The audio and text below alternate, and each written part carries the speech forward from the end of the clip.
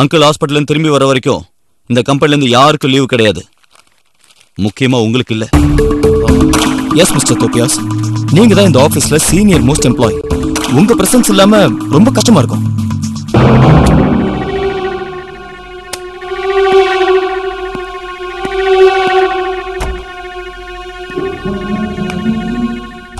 ஆனந்த், கொஞ்சம் கொஞ்சமா இந்த ஃபைல்ஸ் எல்லாம் வீட்டுக்கு கொண்டு போய் அனலைஸ் பண்ணுங்க. இதெல்லாம் தெரிஞ்சுக்கிட்டு நான் என்ன பண்ண போறேன்? ஆனந்த், தோபியாஸ் இந்த ஃபைல நம்ம கிட்ட வாலண்டியரா கொண்டு வந்து தரான்னு சொன்னா இதுக்கு பின்னணியில பலமான காரணம் ஏதோ ஒண்ணு இருக்கும். இப்போ நல்லவனா நடிக்கிற தோபியாஸ் மறுபடியும் சுபாவம் மாறி நிறைய வரத்துக்கு வாய்ப்பு இருக்கு. ஓகே ஆனந்த், எனக்கு ஒரு முக்கியமான வேலை இருக்கு. நான் ஈவினிங் வந்து உங்களை பார்க்குறேன். ஓகே, பாய். பாய்.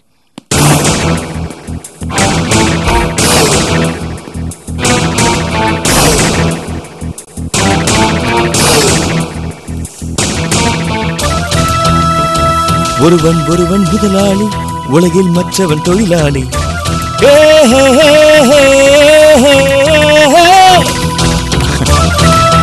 ஒருவன் ஒருவன் முதலாளி, உலகில் மற்றவன் தொழிலாளி. விதியை நினைப்பவன் ஏமாளி, அதை வென்று முடிப்பவன் அறிவாளி.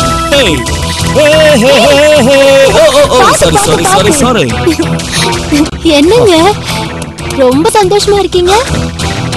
சந்தோஷத்தோட காரணத்தை சொன்னா நானும் தெரிஞ்சுக்குவாங்க.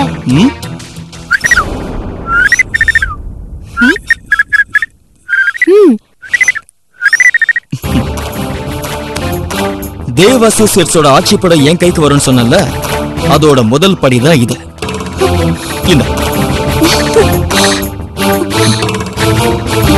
Really, you are great, Suja. நான் சும்மா ஒரு கோடு போட சொன்னா நீ ரோடே போட்டுட்ட.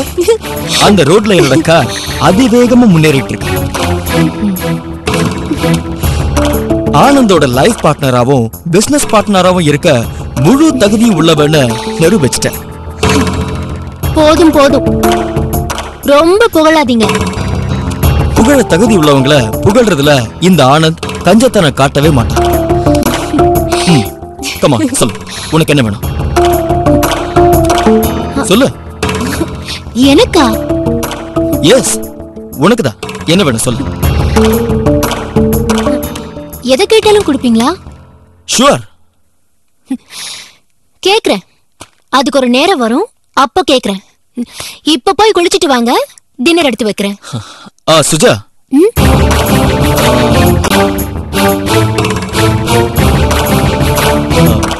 உன் அம்மா, அண்ணன், அண்ணி 3 பேரையும் நீ எப்படி ட்ரீட் பண்றியோ அப்படியே கண்டினியூ பண்ணு. ஓகே? ஏய் சுஜா, பாத்து பாத்து. சரி சரி.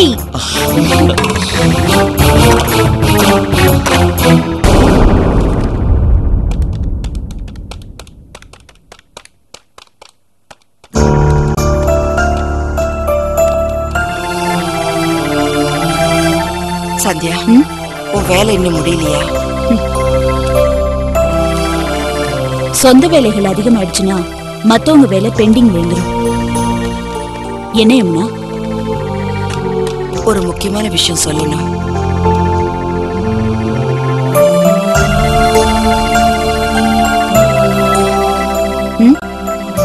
தோபியாஸ் போன் பண்ணிருந்தா. அவரு ராணி ராணின்னு சதா புலம்பிக்கிட்டே இருக்காரா. அவளை மறந்தாதான் அவர் குணமாவாரா. இனிமே யாருக்காக பயந்துகிட்டு உண்மையை மறைக்கிறீங்கன்னு அவன் கேக்குறான். அவன் சொல்றதும் சரிதானே. மகாலட்சுமி தான் உங்க பொண்ணுன்னு நீங்க சொன்ன அவர் ஒத்துக்குவாரு. ஒத்துக்குவாரு யமுனா. அதுக்கப்புறம் என் பொண்ணு எனக்கு தான், என் பொண்ணு எனக்கு தான் என்கிட்ட மல்லுக்கு நிப்பாரு. அதையெல்லாம் என்னால தாங்க முடியாது யமுனா. அப்படின்னா உங்க பொண்ணோட அப்பா பைத்தியக்காரனாவே வாழட்டும்னு சொல்றீங்களா? சத்தியமா சொல்றேன் சந்தியா, மகாலட்சுமிய உங்ககிட்ட இருந்து பிரிக்க நான் சம்மதிக்க மாட்டேன். ஆனா இப்ப அவரை காப்பாத்துற பொறுப்பு உங்க 2 பேருக்குமே இருக்கு. இல்லைன்னு நான் சொல்லல. ஆனா ஏன் நிலைமை எனக்கு புரியுது சந்தியா. நான் டாக்டர் கிட்ட எல்லா விஷயத்தையும் சொல்லிட்டேன். நார்மல் ஆகட்டும், மகாவை பத்தி சொல்லிடலான்னு சொன்னவரு இப்ப ட்ரை பண்ணி பார்க்கலான்னு தோப்பியாஸ் கிட்ட சொல்லிருக்காரா?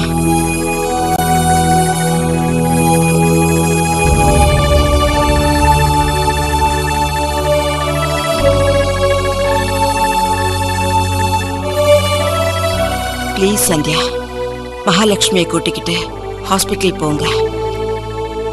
நீங்க அவரை சந்திச்ச நாள்ல இருந்து இன்னைக்கு வரைக்கும் நடந்த எல்லா சம்பவங்களையும் அவர்கிட்ட சொல்லுங்க.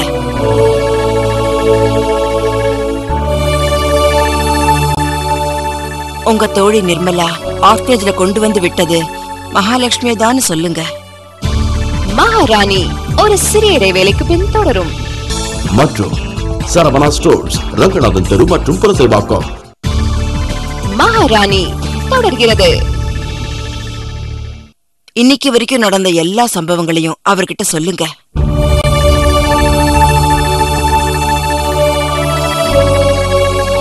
உங்க தோழி நிர்மலா ஆர்ஃபனேஜ்ல கொண்டு வந்து விட்டது மகாலட்சுமியை தான் சொல்லுங்க.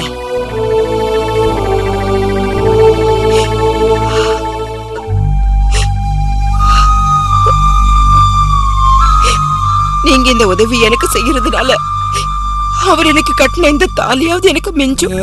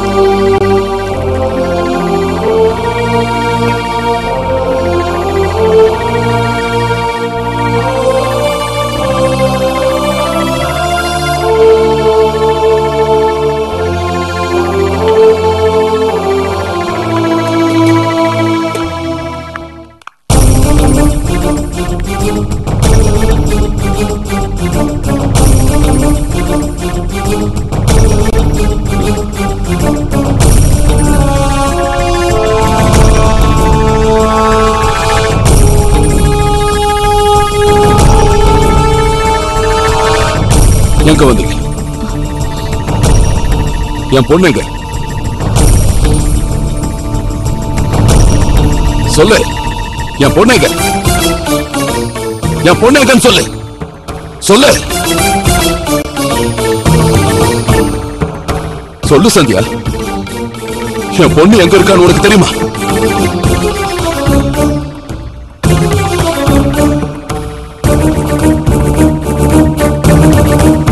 தெரியும்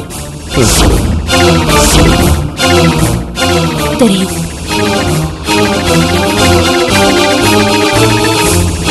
உங்க பொண்ணு உங்களை விட்டு எங்கேயும் போகல.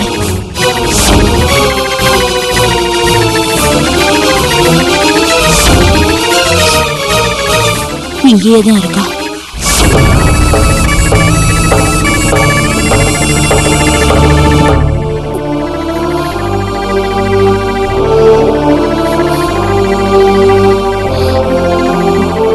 நீங்க சொன்னதுனாலதான் ராணி நம்ம பொண்ணுன்னு நானும் நினைச்சேன்.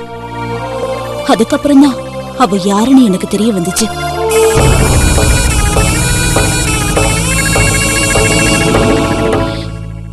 நிச்சயமா சொல்றேங்க, அவ நம்ம பொண்ணு இல்ல. ஆமா, அவ உன் பொண்ணு இல்ல, ஆனா எனக்கு அவதான் பொண்ணு.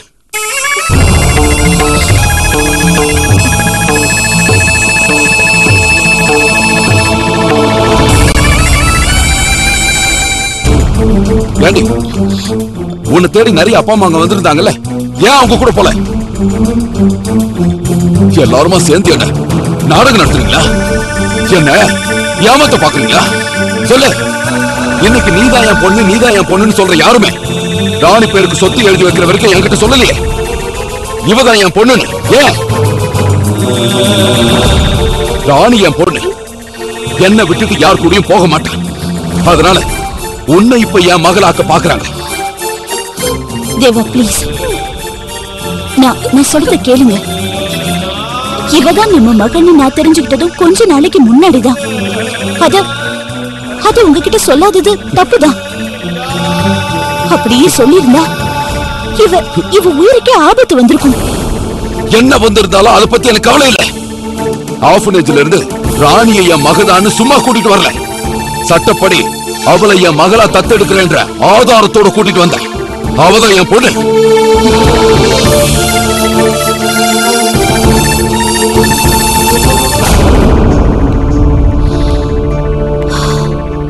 தத்தெடுத்தவள மகளா ஏத்துக்கிட்ட உங்களால பெத்த பொண்ணு ஏத்துக்க முடியலையா? ஏத்துக்க முடியாது. நீ சொல்ற எதையும் ஏத்துக்க முடியாது.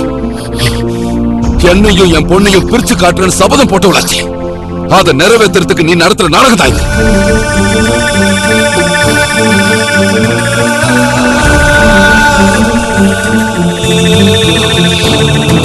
லட்சுமி,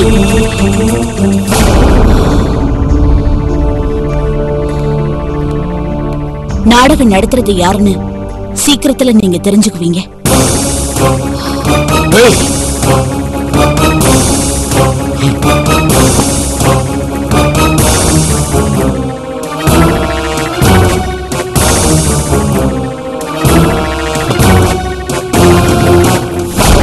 ராணிக்கு சப்போர்ட்டா பேசாத எல்லாரையுமே எதிரியா தான் பாக்குறாரு mister Devaraj.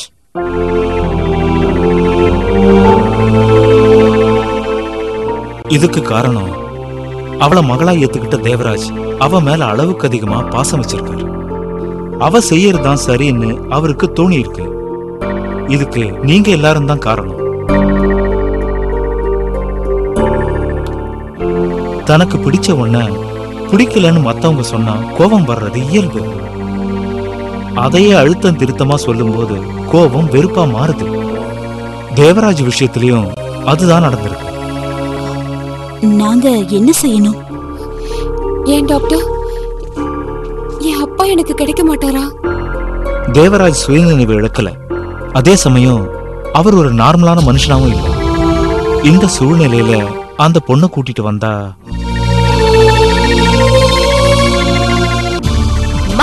Sun oil SPS Refined Sunflower Oil மற்றும் பிரஸ்டீஜ். மகாராணி தொடர்கிறது. தேவராஜ் சுயநினைவு இழக்கல. அதே சமயம் அவர் ஒரு நார்மலான மனுஷனாவும் இல்லை. இந்த சூழ்நிலையில அந்த பொண்ணை கூட்டிட்டு வந்தா எங்கிருந்து டாக்டர் கூட்டிட்டு வர முடியும்? அவதான் உயிரோட இல்லையே.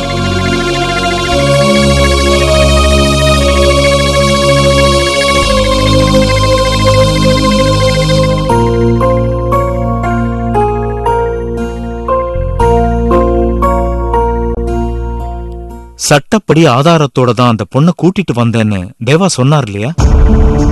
ஆமா டாக்டர். இவங்க தான் அவரோட பொண்ணு நிரூபிக்க உங்ககிட்ட ஏதாவது ஒரு ஆதாரம், எனி சாலிட் எவிடன்ஸ்?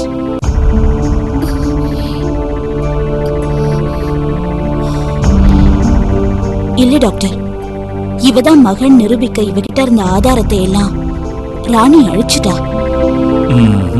ஆதாரத்தையும் அழிச்சிட்டா, அவனும் அழிச்சிட்டா. ரொம்ப சிக்கலான விஷயம் மேடம்.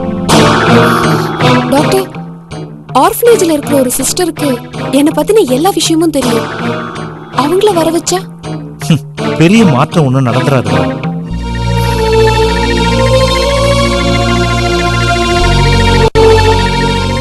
அவருடைய குழந்தைய பெத்தெடுத்த தாயே வந்து இதுதான் நம்ம பொண்ணுன்னு சொல்றதை ஏத்துக்காத மனசு மூணாவது மனுஷன் சொன்னா ஏத்துக்குமா?